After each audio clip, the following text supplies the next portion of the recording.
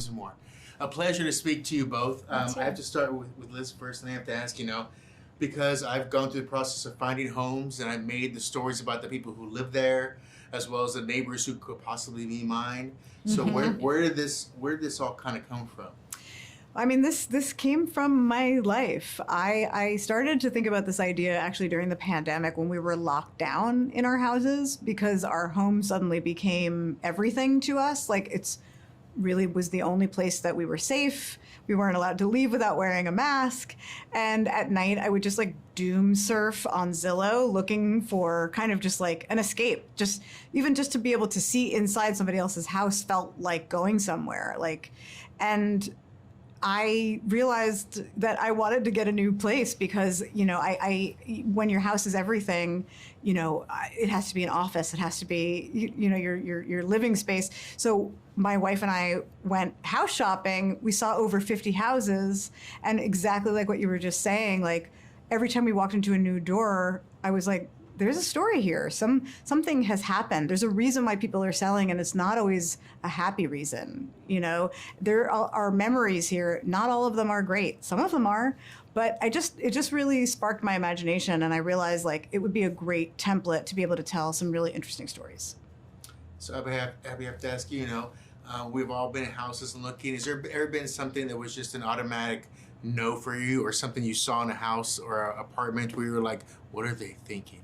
Because I've seen some things. I asked Ray, like, what was something that made you not want a place? He goes, it was across from the hospital when my kids were born. And it was beautiful. They were born there, but people died there. And you're like, okay, I get it. There's a back and forth.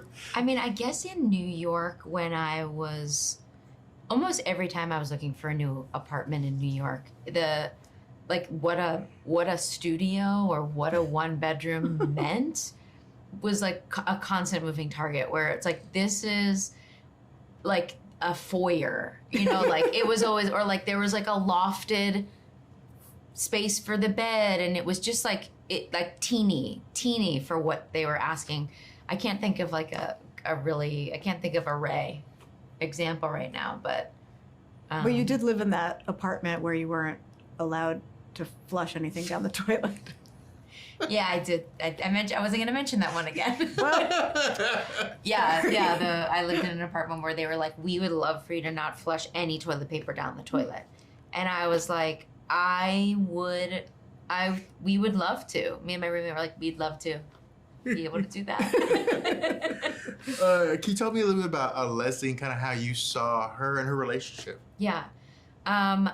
So when we first started talking about this project and Liz told me that Leslie is in part inspired by her. So that was like this incredible jumping off point to get to know sort of like the energy and the drive behind the character. They share a common curiosity, and just having Liz on set felt like I always had this inspiration right there. And sort of, Leslie's an ADA and she is a lawyer, and she's always trying to figure out what's going on. And so when their dream house, Sarah and Leslie's dream house, becomes available, and Leslie's the one that really notices that something's going on here, like something happened. And she is so determined to figure out what it is, and goes to great lengths, which is very, very fun to play. And then also, like, in doing so, kind of misses some stuff that's right under her nose that's happening with... You're not my boss anymore. You come and say hi, Do whatever I want. Wow. I was just talking about... Watch your head.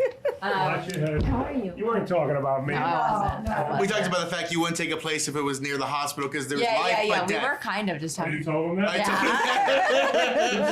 True story. Yeah. You just had to get a little screen time, didn't you? Yeah. I'm fresh in every room. Got my chocolate. You got your chocolate? I didn't know, I swear to God, I didn't know everybody was here. I know, I didn't see anybody I thought it was today. just me and Lisa. I know. All right. All right. Watch out for him. He's got different shoelaces. I do. It's a little yeah. untrustworthy. We didn't even notice. I Okay, know, now I know. I'm gonna really just change my tone. All right. Thank you Bye, so much. Ray. Are you done? We'll see you at the MGM next year. I got one more. Okay. I guess I'll just close out with that too. So I thank you all for chatting with me. And Abby, I gotta say too, I love how the internet just finds things. Like, we're in the club right now, but I'm waiting for Disenchantment or A League of Their Own to come back in and Listen, try to take pieces of and those you as well should too. Put it out there. Every time I put it out there, nobody else grabs it. So I don't know what the thing is. I don't but know what the thing is. I either. gotta put a dog with it. I think whatever Yeah, it is, you there's gotta- a dog with yeah, it. People are gonna share it Yep. automatically too. So. Yep. But I thank you very much, and we look forward to talking about this with everyone. Hope Awesome. everyone in your world's is happy and healthy as well. Thank you. Too. Thank you Thanks so much. All right. A pleasure.